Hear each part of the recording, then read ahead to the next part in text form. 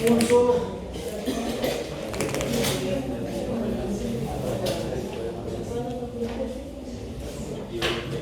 y aquí me voy a convertir en mago. ¿Por qué me voy a convertir en mago? Porque ustedes conocen el teorema del transporte de Reynolds. Así que no puedo usar la derivación si no conoce la teoría. Así que no puedo perder un mes explicando matemáticas superiores a un gen. Así que me voy a convertir en mago.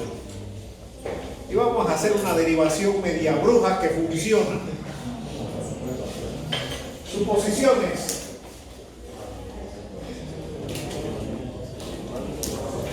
Uno permanente.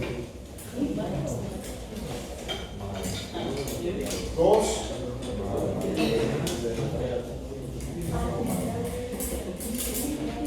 Tres.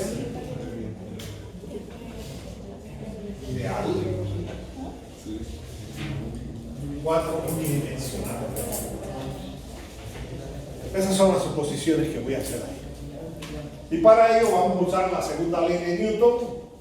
Tal como dijo Newton, sumatoria de fuerzas es la derivada con respecto al tiempo de la masa por la, donde masa por velocidad, impulso, cantidad de movimiento. Si le aplicamos cálculo, esto se convierte en la velocidad o la derivada de la masa con respecto al tiempo más la masa por la derivada de la velocidad con respecto al. Y ahí surgen las dos grandes divisiones de la mecánica lagrangiana y la mecánica euleriana. La que ustedes estudiaron en estática y en dinámica, en física, usualmente fue mecánica lagrangiana, donde esto era cero, porque la masa era constante. Y la ecuación de segunda ley de Newton se convertía en suma de fuerzas igual a masa por aceleración. Pero a ustedes siempre le dijeron que la segunda ley de Newton era suma de fuerzas igual a masa por aceleración. Newton, cuando escuche eso, debe estarse revolcando en la tumba. Pero eso es lo que nos dicen. Eso es lo que nos dicen y nos enseñan mal. ¿Por qué? Porque usan un caso particular y no le dicen que suma de fuerza igual a masa por aceleración. Sí y solamente si la masa es constante. Entonces, cuando la masa es constante, a eso se le llama la mecánica lagrangiana. Pero si tenemos esta condición aquí, ¿qué le pasa a este término? La derivada de una constante es cero. Y cuando la derivada de una constante es cero, esto se va. Nos queda lo que se conoce como mecánica euleriana. Y esa no se la enseñaron. Y por eso es el trauma cuando usted llega a mecánica de fluido, que usted en la escuela secundaria vio física. Y cuando llega a mecánica de fluido es un curso nuevo por primera vez. Porque ¿cuántos de ustedes habían estudiado algo de fluido en la escuela secundaria? Entonces, reciben el trauma en tercer año en mecánica de fluido. Ya cuando llegan a otro curso nuevo que es mecánica de suelo, ya están acostumbrados a recibir golpes de fluido. Y ya no es trauma, pero también es un curso totalmente nuevo. Entonces, cuando usted se va a enfrentar a una situación nueva, le entra el temor ahí, que esto qué es, no sé nada. No, hay que ponerse a estudiar, es una situación nueva. Entonces, con esta condición, esto se va. Y esto que tenemos aquí es el flujo de masa. Y una de las características de un fluido, y por eso se llama fluido, es la capacidad de fluir. Y a eso se le llama el flujo de masa. Bueno, esto ya lo estudiamos. El flujo de masa era ¿qué cosa? Rho por Q, que es Rho por V punto A. Y teníamos que la integral de Rho por V por un dA era igual a 0 o lo que era lo mismo, la integral cerrada del flujo de masa era 0 cuando derivamos la ecuación de continuidad para esta suposición. Así que aquí viene la magia. ¿Qué hago con esta cosa? La multiplico por la velocidad. Y al multiplicar el flujo de masa por la velocidad, el resultado ya no va a ser 0. Ahora va a ser suma de fuerzas. Qué derivación más rápida y sencilla.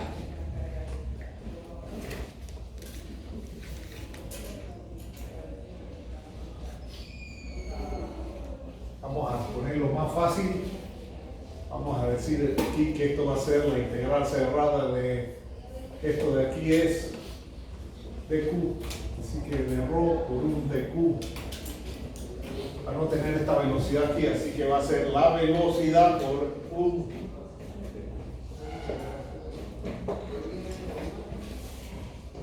De una forma continua, pero al tener esto se transforma en una forma discreta y esto queda como sumatoria de fuerzas. Así cuando teníamos esto, que la integral cerrada de dq era 0, se transformaba en sumatoria de q igual a 0.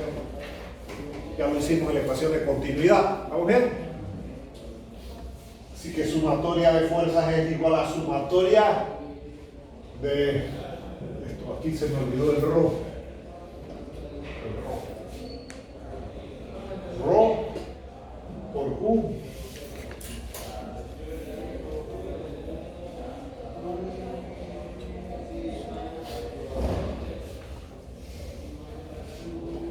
Así que esto se conoce como el principio de impulso, cantidad y movimiento para un flujo permanente y compresible ideal unidimensional.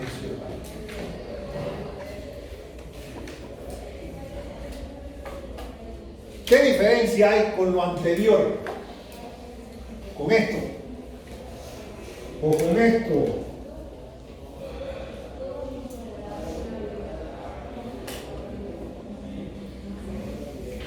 ¿Qué diferencia hay entre impulso, cantidad de movimiento, continuidad, energía?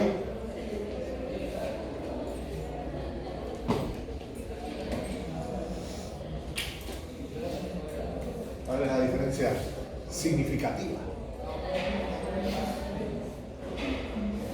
Y usted ve esas cosas en el libro y queda así. Por eso, ¿cuál libro de mecánica de fluido es bueno? ¿Cuál le sirve? Ninguno. Porque está aquí en el tablero y no lo ven. Estas dos cosas, ¿cómo son?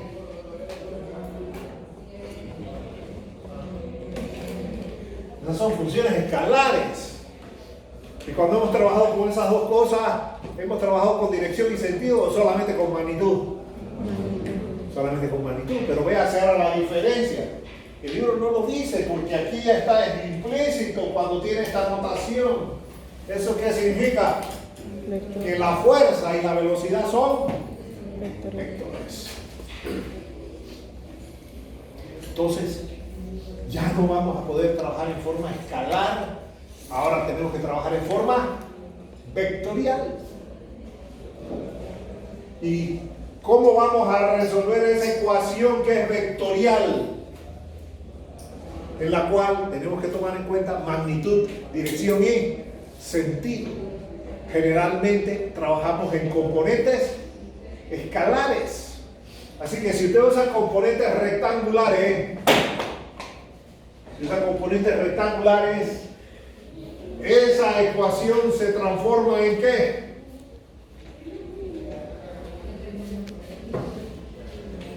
Sumatoria de fuerzas en M es igual a sumatoria de ρ por Q por Vx.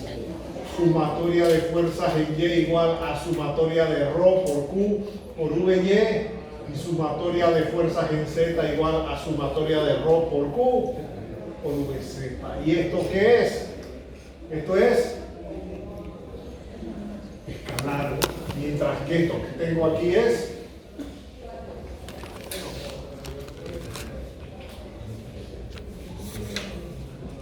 y se trabajan con las componentes de los vectores. ¿Y cuántos vectores hay aquí?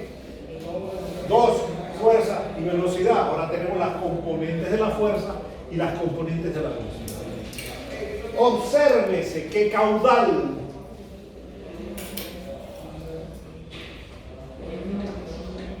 es el producto escalar de dos vectores, pero el resultado de un producto escalar es un escalar.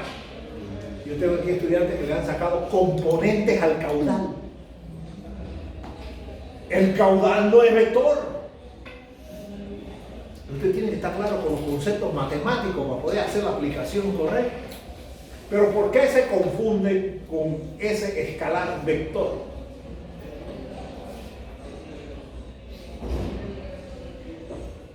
Porque esto de aquí le da un signo. Eso le da un signo. Y decíamos que cuando entra ZE pi y cuando sale ZE 0. Así que esto es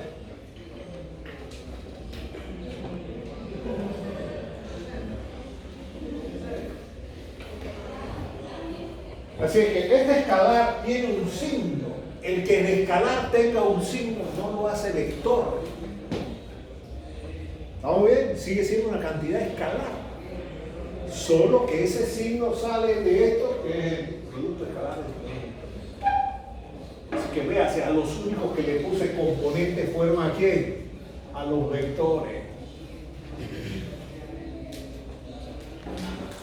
Y para poder usar esa ecuación correctamente tiene que estar claro con qué. Con el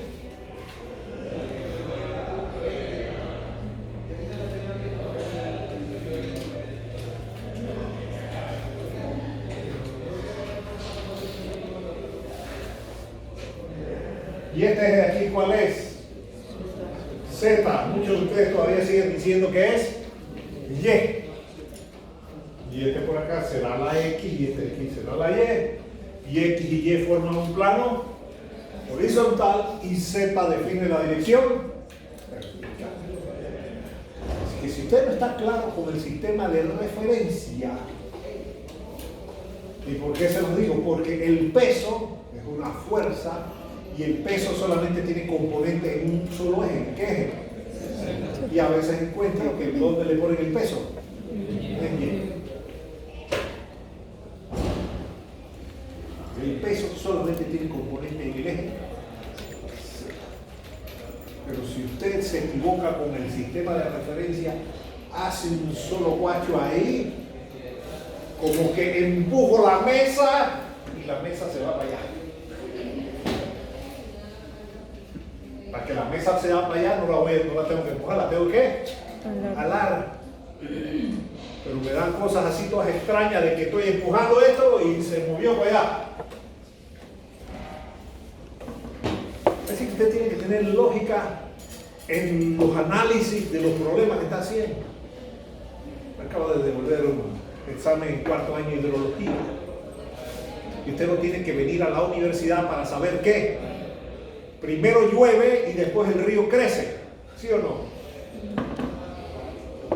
Cualquier campesino sabe que si llueve, después va a crecer el río. Me hicieron los cálculos. ¿Y cuál fue el resultado de los cálculos? El río crecía y después llovía. ¿De dónde salió esa agua para que el río creciera si todavía no había lluvia? Por supuesto, el campesino no hace cálculos. Él ya sabe que llueve, el río va a crecer después. Pero ahora que a la universidad se le pide que cuantifique esas cosas y que saque las magnitudes, y cuando voy a calificar, primero creció el río y después llovió. Hay una secuencia, hay causa ahí, efecto. No va a llover porque el río crece. ¿Sí o no? Entonces a veces uno se queda preguntándose qué hace este individuo aquí en cuarto año de ingeniería y hace esos cálculos, póngase lo malo automáticamente. Porque no tiene lógica. Bueno, a veces ustedes me hacen cosas que no tienen lógica porque van haciendo los cálculos y después me dicen error de dedo. Pero las cosas tienen que tener cierto sentido, cierta lógica. No puede ser cualquier cosa arbitraria, etcétera, etcétera, etcétera. ¿Estamos bien? Así que cuidado, usted va a empujar un objeto y el resultado es que lo aló, no que lo empujó. Bien. De todas esas condiciones que tenemos allí, ¿cuál es la más difícil de cumplir?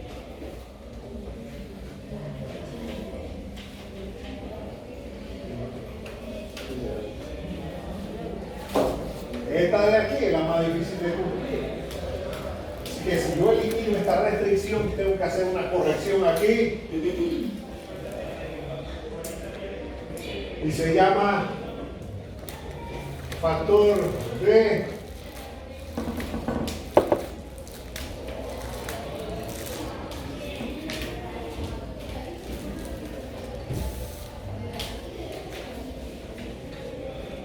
¿Y a qué se debe eso? Lo mismo que ya sabemos, esta es la situación real.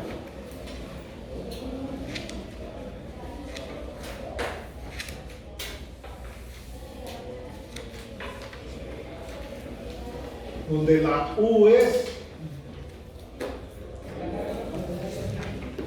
y usted busca un sistema equivalente. Y ese sistema equivalente es ficticio, que significa que, y en ese sistema equivalente usted encuentra una velocidad que ya sabemos que es caudal entre área. Y esa velocidad usted la puede encontrar de dos maneras, de manera teórica o de manera empírica. Caudal es volumen entre tiempo, un procedimiento tradicional en el laboratorio, y de manera teórica dQ es la integral de U por U de A. Y cuando encuentra eso de manera teórica, ¿usted qué encuentra? Que V es un factor por la velocidad máxima y ese factor va a depender de la función de velocidad. Por ejemplo, si es laminar, ya vimos que ese factor era un medio. Y si es trapezoidal es otra cosa, y si es triangular es otra cosa. ¿Estamos bien? Así que aquí tenemos un flujo tridimensional. Y este sistema ficticio equivalente es unidimensional. Pero al hacer esa conversión tenemos que introducir un factor de ajuste. Igual que hicimos cuando hicimos energía, que apareció un factor alfa de corrección de energía cinética. ¿Cómo se obtiene esa cosa?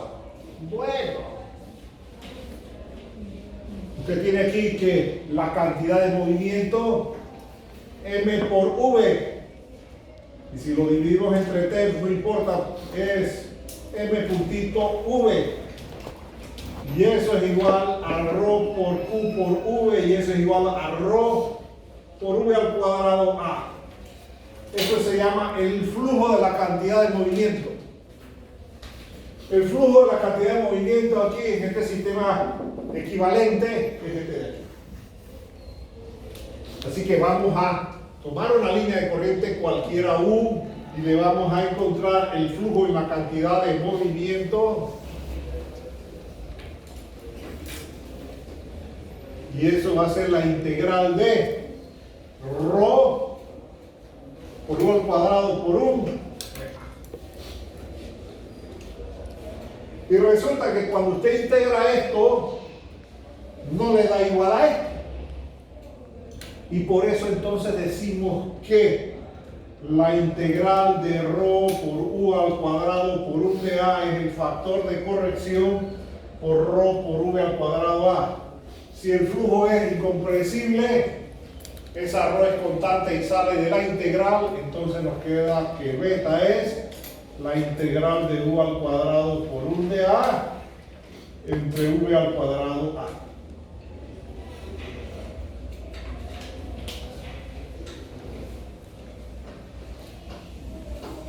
Si se acuerdan, alfa era qué cosa.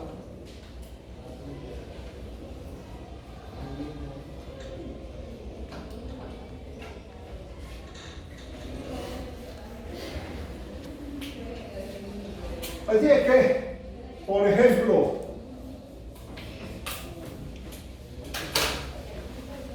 si esto es laminar,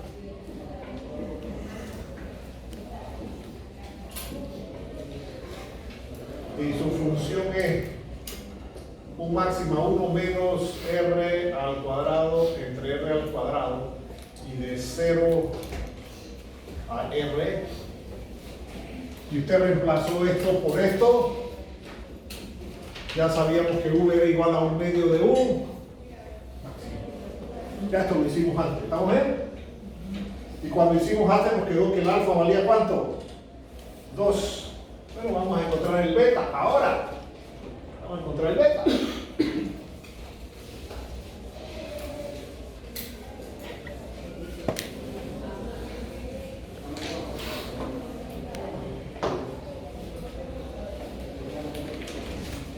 Integral de 0 a r de u al cuadrado, así que eso sería un máximo al cuadrado 1 menos r al cuadrado entre r al cuadrado por dA, que es 2pi r por 1 de r, entre v al cuadrado sería 1 medio de un máximo al cuadrado por el área pi r al cuadrado. Así que beta, el 1 máximo al cuadrado se va para afuera, el 2pi se va para afuera, y nos queda la integral de 0 a r, el cuadrado del primero, menos 2 veces el primero por el segundo,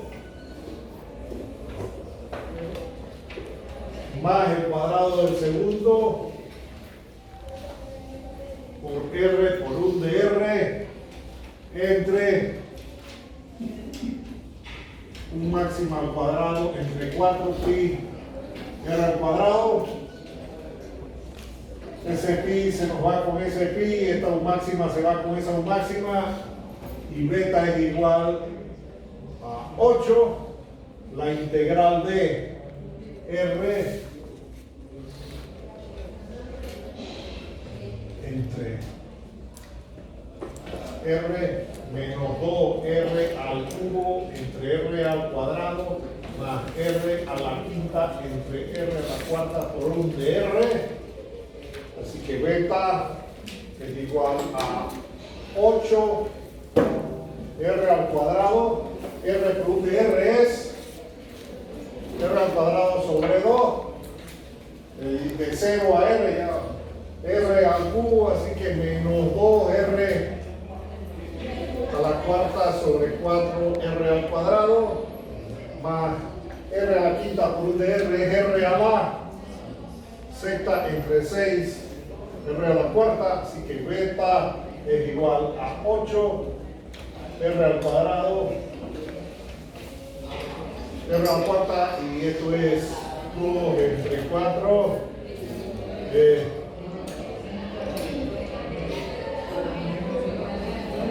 r al cuadrado entre 2 más r al cuadrado entre 6.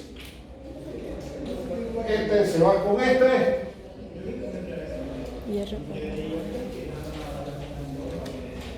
Y nos queda que beta es igual a r al cuadrado se va. 8 entre 6, que es 9a. Así que si usted tiene este problema aquí, el alfa vale 2 y el beta vale. Y va a depender de quién, de cuál es su función de velocidad. Si el flujo es laminar y el conducto es circular, la distribución de velocidad es parabólica. Si el flujo es turbulento, la distribución es otra cosa. Vamos a ver, entonces, ya se nos acabó la teoría. Se acabó la teoría del semestre. ¿Qué vamos a hacer el resto del semestre? Aplicaciones del principio de impulso, cantidad de movimiento, haciendo problemas de ejemplo en letras. ¿Estamos bien? Ok.